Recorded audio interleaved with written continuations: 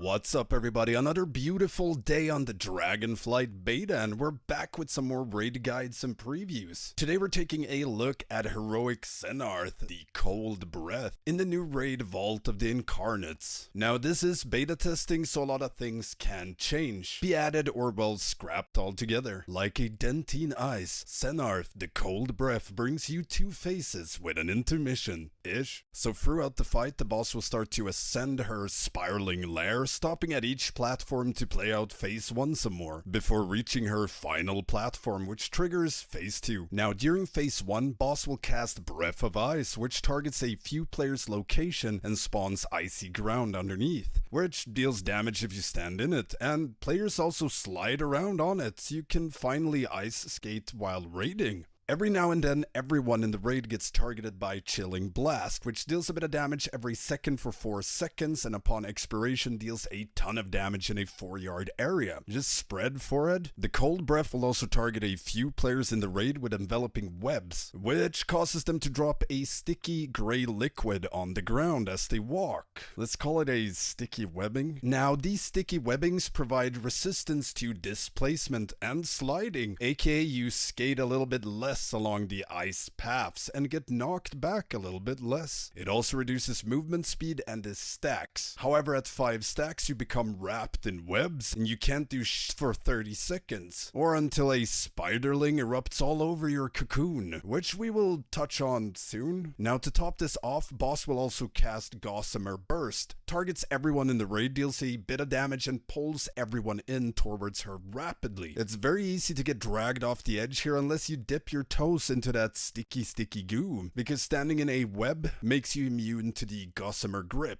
Just be careful so you don't get 5 stacks of it. Worst case, you can also max range the boss and run against it, or use displacement abilities, things like disengage, or just run! Now like I mentioned earlier, there's spiderlings, caustic spiderlings, which on death these will do a caustic eruption, dealing a bit of nature damage within 5 yards, but also removes sticky webbings from the ground. And on top of this, it also frees web-wrapped players, so if someone gets that sweet 30-second stun, all you need to do is kill an ad on top of them and further emphasize their shame. And then there's the Frost Breath Arachnid, which uses Freezing Breath, targets a random player and then fires off a frontal snow cone, which deals some damage but creates more icy, slippery patches where it hits. So this one can, or well needs to be baited by the raid if you want controlled ice patches, aka not all over the place like an ice skating rink. And on top of this, these frosty drakes also have a chilling aura, which deals raid-wide damage and increases its frost damage done by 25% per stack. So eventually this will become one big spider. I think we were up at like 400% while testing one of the times. So let's tie all of this together a bit so it makes sense. On pull, you'll have one big frost dragon plus a couple of caustic spiderlings. You need to nuke down the frost ad fast to avoid chilling aura getting out of control, and you can just cleave down the caustic spiderlings as needed. They don't do too much. Now you can bait both the frost dragon's cone as well as the boss Breath of Ice puddles if you need more controlled ice patches. And players targeted by sticky webbings drop patches in front of boss and some around the room, so players can use these for the Gossamer Burst grip. And you'll get tons of spiderlings spawning all of the time, so some of these webs will be cleared by them when they die randomly. And if someone does get webbed, you can drag one of them on top of the cocoon and burst it there. Now a bit into the fight, the boss will start ascending, slowly moving up the lair, or